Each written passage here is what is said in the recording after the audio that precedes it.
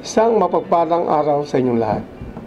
Isang malaking karangalan bilang inyong punong bayan na tayo ay muling dumating sa isa sa pinakamahalagang pagtitipon na inyong isasagawa ngayong buwan ng Marso, ang Barangay State of the Barangay Address o SOBA. Dahil sa direktiba mula sa Department of Interior Local Government nang sabayang isagawa ang SOBA ngayong araw, at dahil sa kakapusan ng oras, kaya minabuti kong parating sa ang aking pagbati at mensahe ng pakikiisa sa pamagitan ng isang audio-visual presentation. Tunay ngang mapalad ng ating mga barangay na nakapagbibigay kayo ng pagkakataong makapaglingkod sa inyong maunlad na barangay na may disiplina at pagkakaisa sa pagitan ng mamamayan at ng pamahalaan. Sa patnubay na ating poong may kapal, ay unti-unti natin naisatakparan ang pangarap nating mapabuti ang pagsiservisyo sa ating mga mamamayan. Isa na dito ang napipintong pagsasapribado ng koleksyon at final disposal ng basura sa bawat tahanan. Ito ay sa ilalim ng public-private partnership. Alam kong lubos na makakatulong sa ating mga barangay sa pagkolekta ng basura sa tulong at pakikiisa ninyo.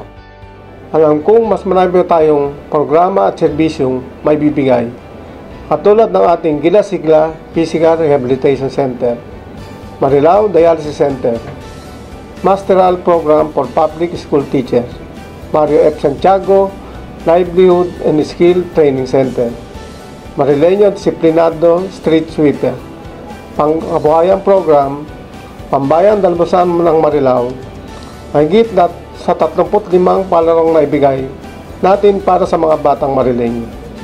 At napipinto ng matapos ang TB DOTS Facility and Dining Clinic.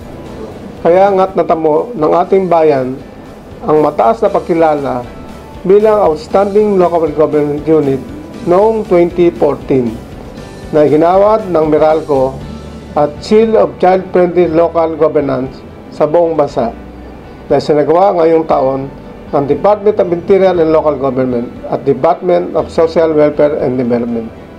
Tinuturing kong nabibilang ako sa mapapalad na lingkod bayan dahil sa mga masisipag nating kapitan, mga barangay kagawad, opisyal na nasa ating barangay, mother leader, barangay health worker, BTEC, LPN, LLN, daycare worker, barangay rescue, barangay tourism, barangay tanod, at sa lahat ng sama na dumalo.